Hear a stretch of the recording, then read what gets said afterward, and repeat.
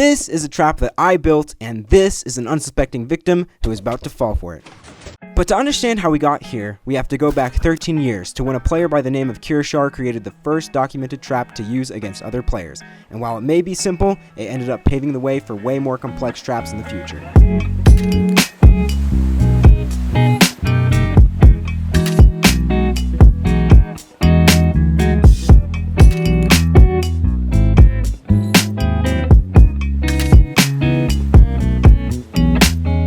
Now, I've always enjoyed watching players like ITMG and Vitzel make traps on the Hypixel Skywars, and since I don't have any Skywars content on this channel yet, I figured, why not make a trap myself? After all, I do have some experience with trapping. So, I queued into a game of Skywars and was instantly faced with a lack of knowledge of where to start. After looking around for a second, I noticed that I had the grenade kit selected, so I decided to start there. For those of you who don't know, there are these things called kits in Skywars. You select kits before the game starts, which will give you certain items depending on the kit you select. In my case, after selecting the grenade kit, I started with a charged creeper egg. I figured I could dig a hole, place a slab at the bottom, then drop the charged creeper in there and try to push someone into it so that they blow up.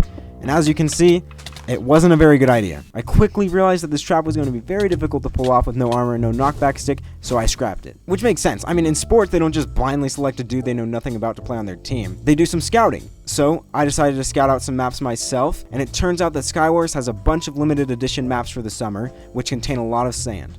And this gave me an idea. Most of you watching probably know of the Minecraft YouTuber Dream. In one of his videos, he made a sand trap by placing a bunch of signs and putting sand on top of those signs. Then, when the hunters got close enough, he destroyed one sign, which set off a chain reaction that would destroy the entire world. Also, it made the sand fall, which spleefed the hunters and killed them. So, after gathering some inspiration, I found a map called Paradise and devised a plan. I would mine out a 2x2 area at the base of the stairs leading underneath the island. Then, I would place 4 signs, making sure they were all connected, so that when I mined one, they would set off a chain reaction that would destroy the I'm so sorry. I need to stop comparing Minecraft traps to nukes. Then I would place sand on top of those signs and wait for an opponent to come over to my base. Actually, the first time I attempted it, someone came over to my island right before I had the trap finished, so by the time I was able to destroy the block holding the signs, it was too late. I quickly realized that a 2x2 hole only gave me a very small margin for success. I did technically trap someone with a 2x2 trap. It was just that I broke the signs too late, so I had to hit them into the hole instead of spleef them. So I decided to mine out a couple more blocks, making it a 3x2 hole. And when another enemy came over to my island, I broke the signs. Way too early. Then, in the following 5 matches, I didn't even come close to successfully trapping the enemy. And even when I did come close, I was always destroying the signs too early. Then, as if things couldn't get any worse, they got worse. Around 6 or 7 games in, I noticed a player across the island from me who was inexplicably good at PvP. But I quickly realized that there was an explanation. They were hacking. I queued Paradise again and ended up in the same game as the hacker did. I knew that in order to beat them, I had to successfully execute the trap. Thankfully, my delusions of grandeur did not last long, and I realized that my best chance of survival was just hiding in the walls. The hacker had taken out everyone in the lobby, and it was down to just me and them. I heard them mining above me, and I got an idea. I waited until the right moment when they were 1 block above and away from me, and then I destroyed the block, and the hacker fell. Yes, spleefing a hacker isn't the goal of the video, it was just a nice added bonus. And this clip can teach us all 3 life lessons. Don't hack, don't dig straight down, and Waffles always wins. Except when he doesn't, but we don't care about when that happens. Anyway, back to the real trap. I proceeded to die a couple more times and kept breaking the signs too early. I once again realized the 2x3 trap was too small. I would have to time everything perfectly, which left me no margin for error. And I need margin for error. So I expanded the width of the trap even further. And on my first try after expanding, here's what happened. I successfully constructed the trap without any problem, and soon enough, we were down to just me and 1 other player.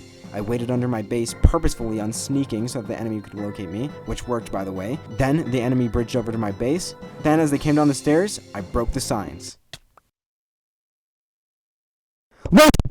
That trap worked so well that I don't even think I needed to expand. It was flawless. I logged off with a new video in hand and called it quits.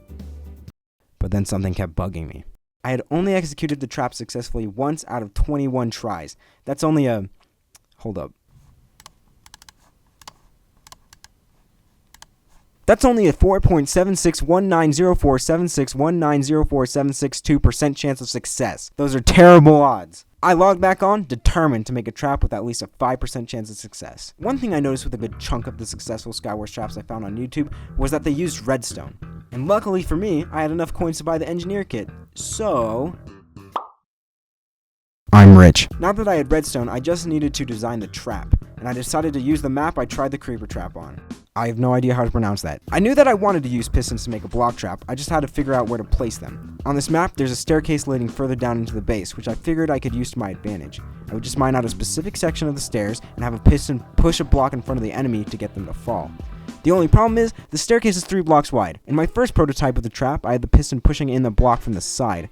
I never really got a chance to try it out because I kept dying, but I could tell it wasn't going to work anyway. Taking inspiration from one of my favorite films, Don't Look Up, I realized that all I had to do was just look up. So, I decided to place the pistons above the staircase, which could push 3 blocks down simultaneously and actually cover the whole width of the staircase. From there, I did some quick redstone troubleshooting and I was ready to go. Then my base got nuked, so I had to join a different game. The following match, I made the trap without any difficulties, then waited for the enemy to bridge over. Once they jumped, I ran to the lever, pulled it, and died. What's funny is I actually timed everything perfectly. It just so happened that the enemy managed to fit underneath the 2-block space perfectly. It's also possible that they were hacking, but I think it was just a skill issue on my part. The second time I tried the trap, I got dunked on by an ender pearl.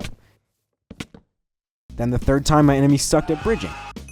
And tries 4, 5, 6, and 7 were all pretty much the same. On try 8, I did everything right again, but when the other player has a better gamer chair, there's just nothing you can do against it.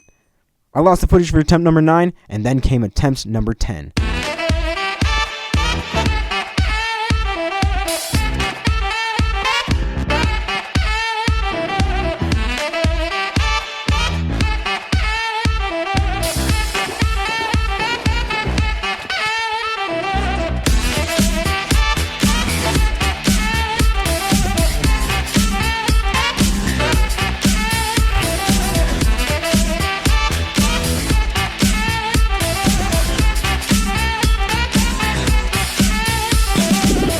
I successfully trapped someone again, this time with a success rate of 10%.